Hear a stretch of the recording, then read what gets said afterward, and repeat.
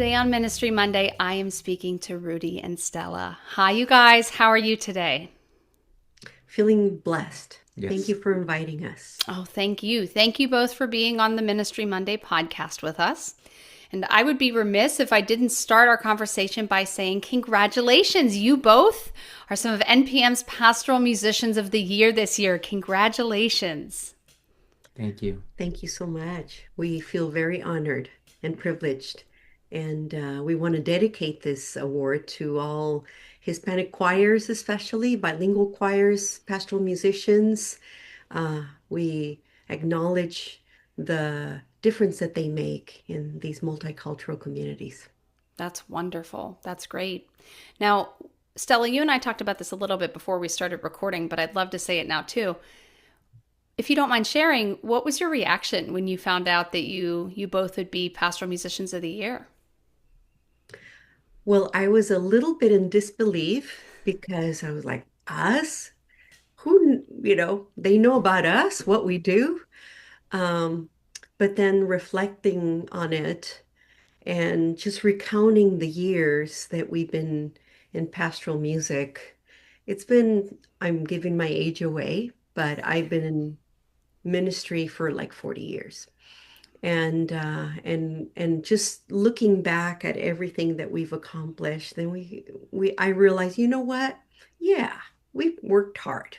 We've worked hard to make a difference in people's lives, and I decided, you know what? I accept it. And especially to represent all those Hispanic choir directors that work hard to make a difference and to create vibrant celebrations. That's great. So today you are being interviewed as part of NPM's Ministry Monday Story Series, which just means that we are here today to learn more about both of you and your ministerial journeys. So allow me to start actually at the beginning. If someone is listening and they are unfamiliar with both of you, would you share a little bit about who you are, where you live, and what you currently do? Well, we live in Portland, Oregon. Originally, we're from Los Angeles, from California, and we've been here in Oregon for about close to 26 or 27 years. Um, we are both working with a parishes, two different parishes at the moment. I'm working also with at a Catholic school as a music teacher. Stella works for Oregon Catholic Press. And we have two beautiful children that I'm sure we'll talk about a little later. Anything else to add, Stella? Yes, we are from California originally, and we moved up to Oregon to work for OCP. But we've always done pastoral ministry since we were very young. We Hmm. started very young, Hmm. and what a privilege to be honored this way um, for something that we love. We both work for OCP as clinicians, as composers, but we also do ministry in our parishes. Mhm. And so it just helps us do a better job, be there in the midst of all the needs and for us to experience our music and see what the needs are so that we can work towards creating better music for choirs. So yeah, we're Great. honored to be here. Great. Thank you. So let's start from the beginning. How did both of you start to get involved in music ministry? In my family, I mentioned it. Sorry, we both come from clans of musicians. Our clans are the music is a big part of who we are, as part of our identity. And early on, as a child, I was identified as someone that could reproduce music, reproduce sounds, and I had music in me. And so I was sort of singled out when I was in my parish as a child going through the process of doing a first communion and so forth. The person that used to do the the first the teaching, the catechism, she identified me as a child that could sing, and so she actually was the choir as well. She sang in the chapel. It was a small chapel, and she pulled me, she singled me out, and would have me sing with her every Sunday. She would come to the first, she would go to the first pew, and from there she would sing, and she would pull myself and other kids that she identified as those that could sing, follow her. And so I was that little guy standing next to her singing at the top of my lungs. And then eventually, soon after that, I began to play the guitar. And of course, that was a huge added part of what I could do of my skill set. And I began to play my guitar and sing at this chapel near our childhood home. And from there, just I loved it, and it just continued, and I have never stopped. I just mentioned to my choir this past week that if I would not have been allowed to play music or sing at church, I don't know where I would be. Hmm. Honestly, I don't know where I would be, because that gave me such a place. It allowed me to have some kind of safety, some kind of inclusion into a group. And so, having the skill set that I had, I was always welcomed, always welcome. Anywhere I go, and there's a church that has music, I'm someone that is always invited to be a part of the community. And that I've mentioned it to Stella. It really saved my life, Hmm. because my young adult life was very bohemian. Let's just say that. But having the my place in ministry allowed me to continue a path where I had some stability and some inclusion. I was welcomed, and so here I am. You know, now I'm the pastoral musician of the year. Well, who would have ever thought? I That's- know. These two mhm. Angelinos from East LA. Now, Mhm. Stella, what about you? How did you get involved in music ministry? Well, I come from a very religious family, Catholic, hardcore, and I didn't have much freedom as a child, but one of the few things that my mom and dad let me do is be in the choir. Hmm. And we come from a musical family. Our whole family, when we would gather, everyone would bring their guitars and sing, and it was just part of our culture. That's who we Mhm. were. We're a Mhm. musical tribe. And when I was maybe about 12, um, my aunts taught me how to play guitar. And my mom had told me, you can join the church choir when you turn 12. I go, okay, all right. But I remember since I was little, I would sing all the time. Even if I didn't know any music, I would sing because it was one of those things that God gave us, that gift of music, which is so Mhm. powerful. Mhm. Um, so when I finally joined the choir when I was 12, I was so excited. And then when I turned 15 or 16, the director that was leading the choir left. And at that time, I had been able to play guitar well enough and that they made me the choir director. And of course, I had no training whatsoever. No one had any training. Everything was just learned orally. I didn't have any musical formal training, but nonetheless, God had given me and Rudy and others the gift of music, and we glorified the Lord the best we could. And but that was my start, working with choirs at the age of 16, and until I decided to move parishes. And later on in life, when I decided, I needed a change. And of course, that's when I met Rudy. The other parish. It's Yes. amazing to me to hear in both of your stories, though, that the invitation to join was so strong and so important in both of your stories at a young age, and how important it is for us in music ministry to invite the youth and Mhm. the young adults to be a part of music ministry, even in the smallest ways. Even Rudy, like you said, just singing right next to someone else, Mhm. just to get them slowly involved, because it plants such strong seeds.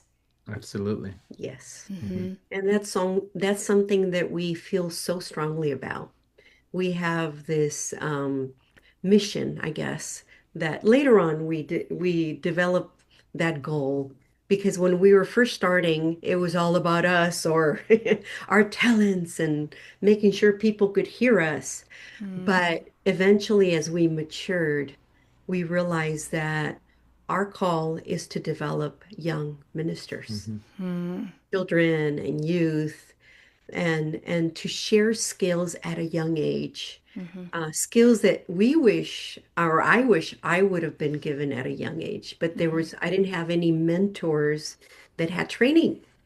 Um, and I decided, you know what, my call is going to be there for young people, when they're little, and so that they can develop those gifts well that God Hmm. gave them, Yeah. mhm. and discover them early Hmm. so that they could make good ministers as youth and as adults later on. Hmm. Mhm. we share a philosophy, but I'm more uh, vocal about the fact that we have been chosen. I mean, I say it. I mean, God chose me for this, Mhm. and I'm fortunate enough to be able to discover this at a young age and be able to, you know, develop it over the course of my life. But it's such a um, music is such a mystery that I feel that part of the calling is not only to develop the gifts that God gave me, but to make sure that it continues for generations to come. And this is part of the work that we do. I mean, my prayer often for my choir is, Lord, help us to keep working on this so that music is never, especially liturgical music, is never extinguished from Mhm. our communities. It's that deep and that important. I mean, I realize that, for example, at this moment, there's turbulent times in our planet. There are parts of this world where music has fallen to such a low status that we, as musicians, need to keep making, really pushing this forward so that Mhm. it stays important in our communities. Hmm. I And, agree. and music is so powerful. Um, we have many gifts in our church, Mhm. and we have been given the gift of music. And if maybe everything around is not going well, even within our church, the thing that we can control is the music that we Mhm. provide for our community and helping Mhm. them pray. And that is very important to us, to keep the level high and to help people pray through music, Mhm. and Mhm. also to help keep people at church, Mhm. especially the younger generations. Yes, absolutely. So you've talked, of course, about your philosophy as a whole. You both have served for many years in church music ministry. Um, I know it's very difficult to summarize your many years of music ministry thus far, but can you recall or reflect on any of the high points or some of the most rewarding things or rewarding instances or people that you've really found in your years of music ministry thus far? Can I start? Sure, go for it. Um, Maybe, what is it? Maybe 20 years ago. Uh, we were both minister at the Spanish Mass here at my parish, Ascension Catholic Church. And, the Spanish Masses are packed to the rafters. I mean, it's like, God bless, our Hispanic community. And back then it was like standing room only. Hmm. And there were many kids everywhere. And sometimes unattended to or just not living the liturgy. Hmm. And at one point, we decided, you know what? We have to create a place for them. And that's when we decided to do the children's choir. And we said, let's do it. I insisted. Rudy saw it's a lot of work, but I said, but we have to do something. But the other thing was the other purpose was that our adult choirs, the skill level was not very high. And even if you were trying to train them to sing properly, they just had these bad habits, using too much chest voice, and it just felt almost impossible. And we just, decided, we need to create young ministers so that they can be a part of the adult choir eventually. And so we decided to do a children's mass once a month, and every third Sunday. And the first year we had 50 kids. Wow. It was like, oh my goodness. But we were kind of learning. I mean, I studied music, vocal performance. He studied composition. We didn't study music education. And so the minimum age we'd put was 7, which was too young for this kind of a choir. They are not still. And in any case, the first couple years were exploring, learning. And then I raised the age to 9, and then it was much better. And then the choir was like to 30 people, more controlled. But it was beautiful because every year these kids were blossoming and growing, and they started singing the psalm, and they would take turns cantoring and leading. And then some of them got too old, so then, oh, let's create a youth choir. Okay, these same kids were now part of the youth choir that was like every first Sunday, and the children was a third Sunday.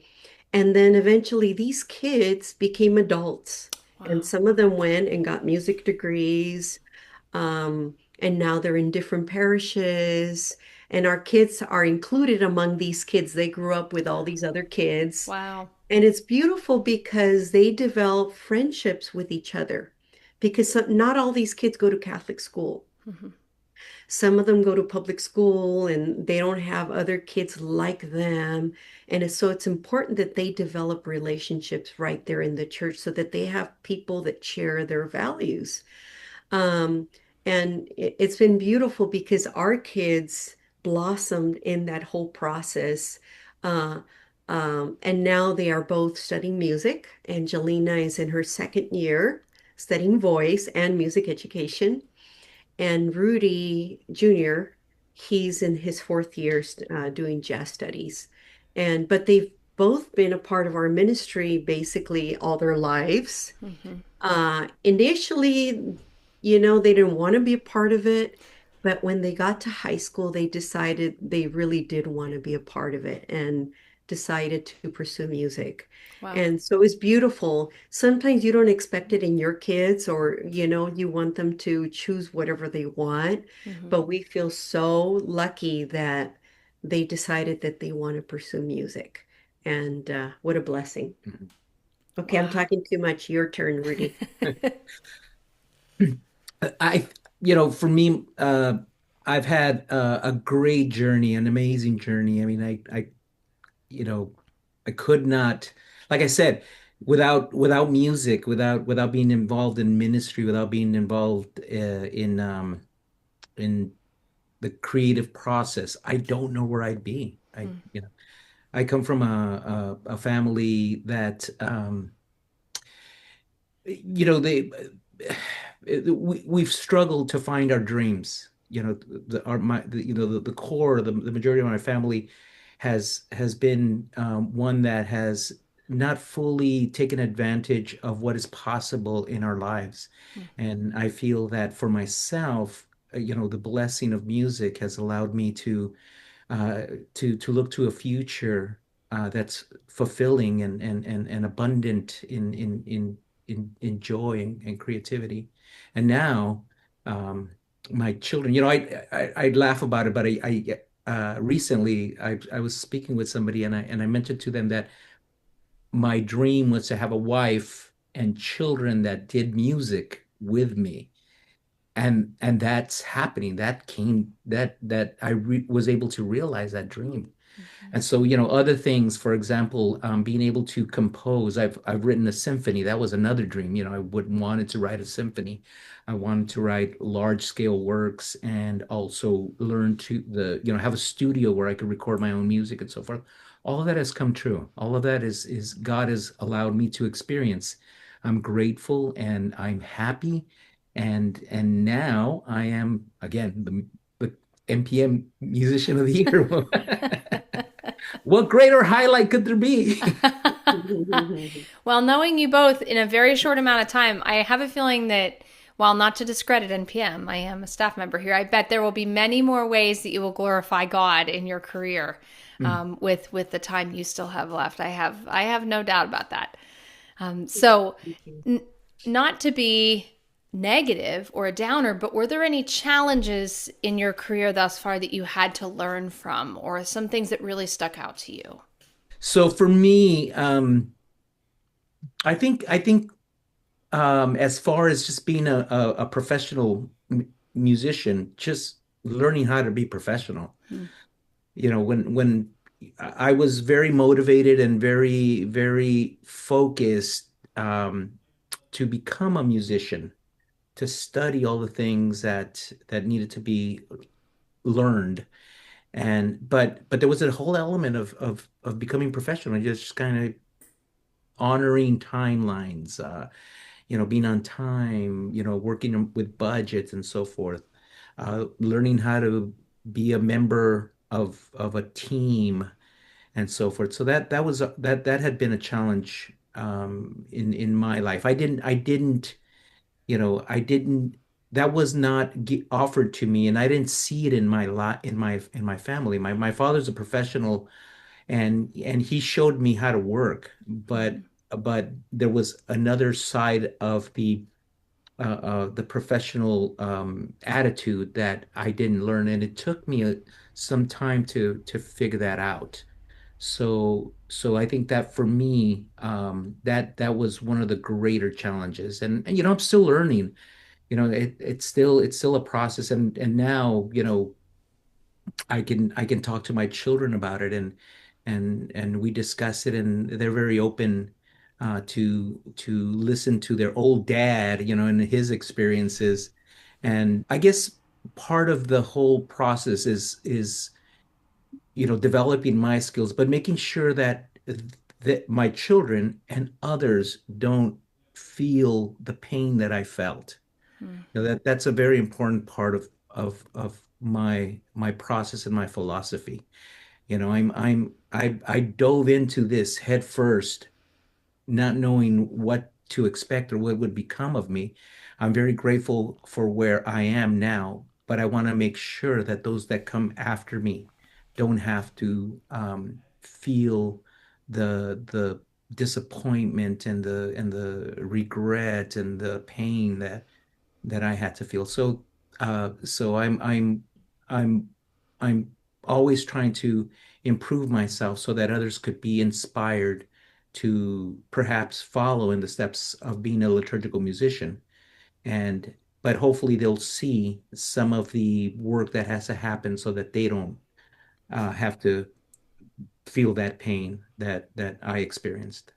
I guess it's always a challenge to be a good role model. So many of us are musicians first, or Hmm. we're dreamers, and but in the work that we do, we have to be organized. We have to know how to manage people, their personalities, and be there spiritually for them.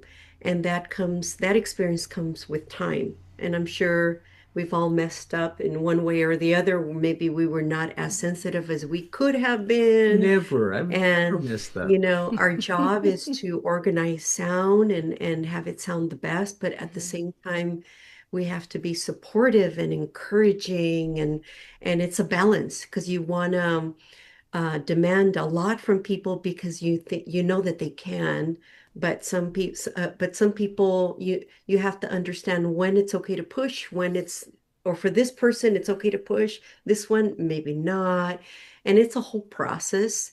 For me, probably the most challenging thing was working with the adult Spanish choirs. Just the skill level was never up to par. And sometimes I had people that couldn't sing, and how do I handle that? And especially if they've been there for a long time Yeah. and you inherited this choir, or maybe when they got in, they kind of slipped in. Maybe I usually audition them and they have to at least match pitch. But maybe they were sort of matching pitch, but once they were in there, they were clearly not.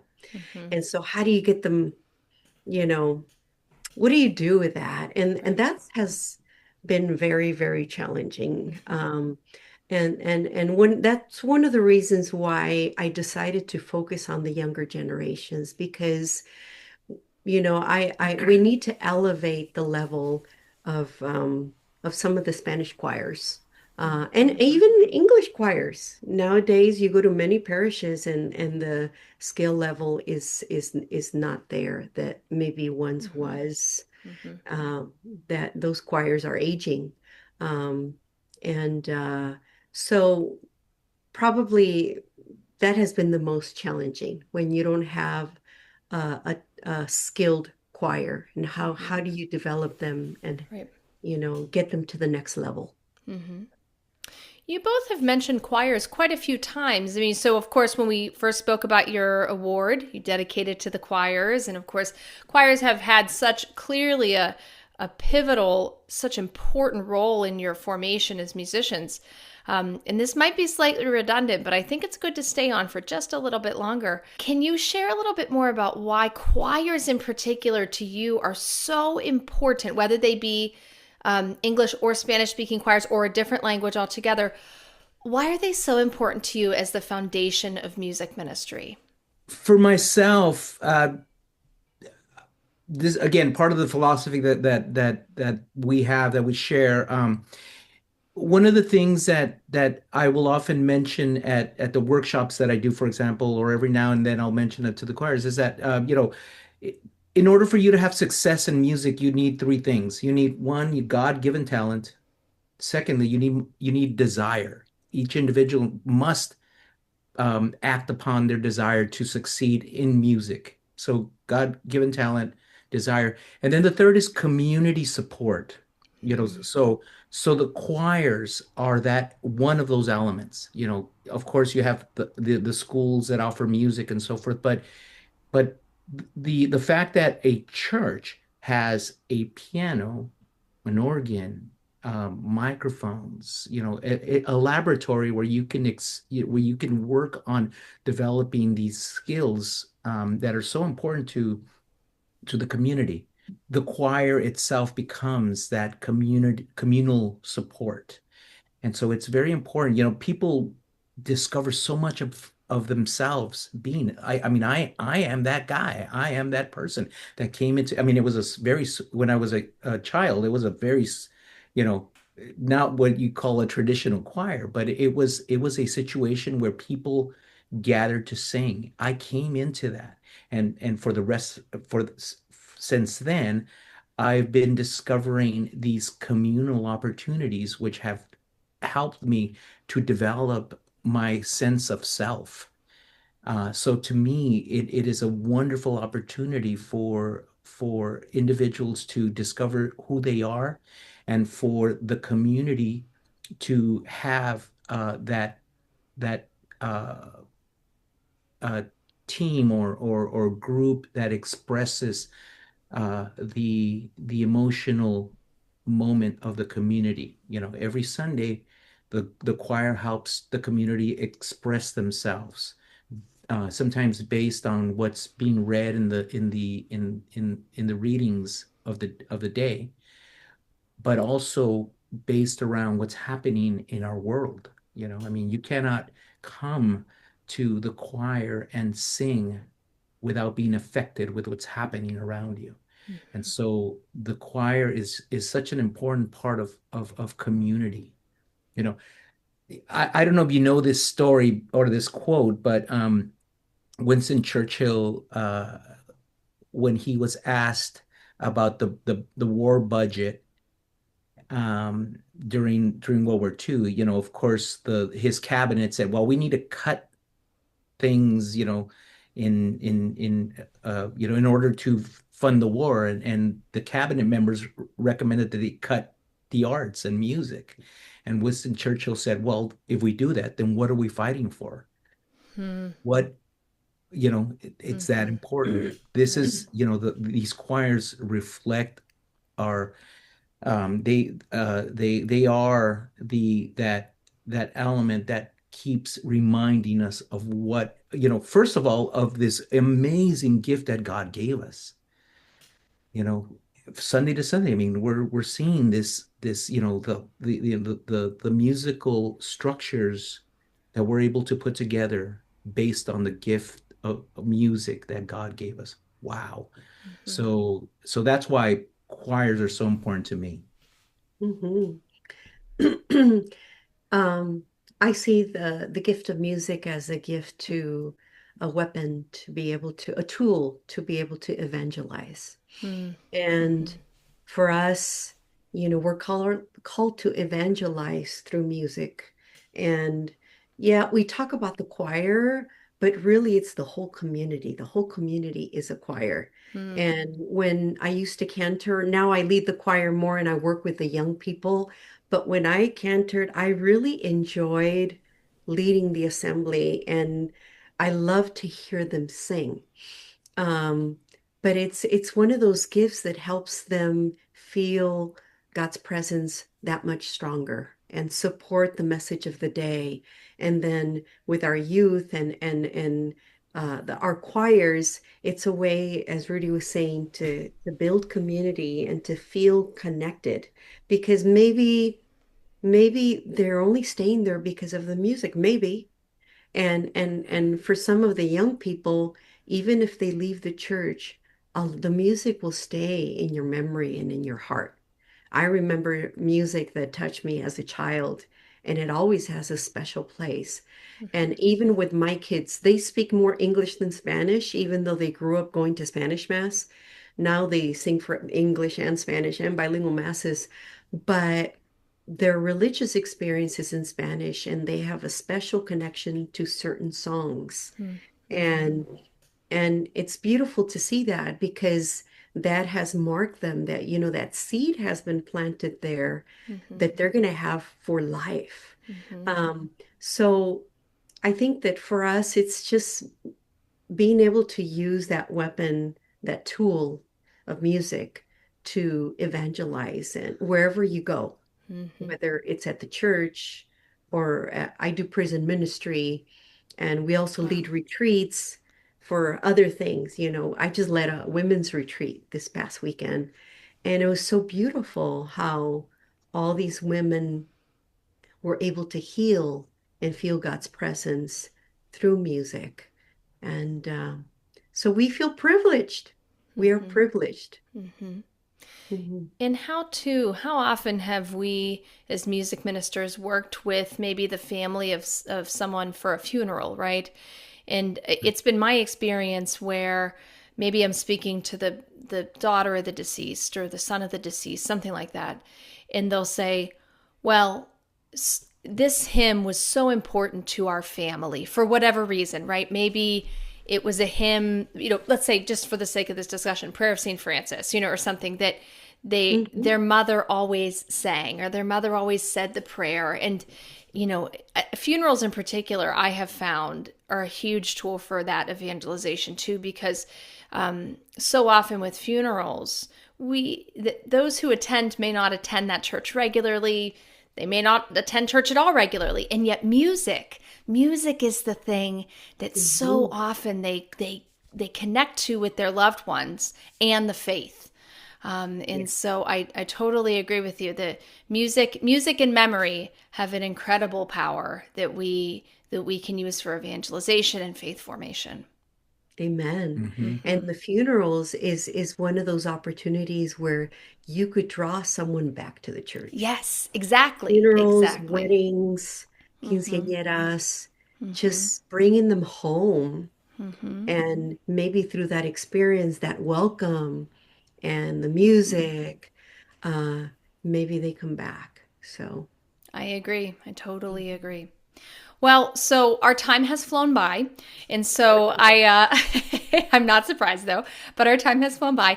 So of course, as we mentioned, we will be celebrating you this summer at NPM's convention in Washington D.C. at Catholic University. You both will be offering a two-part breakout during the convention, and you'll be offering a concert. Would you Correct. mind sharing with the listeners a little bit about both? Just a small teaser of both? Sure.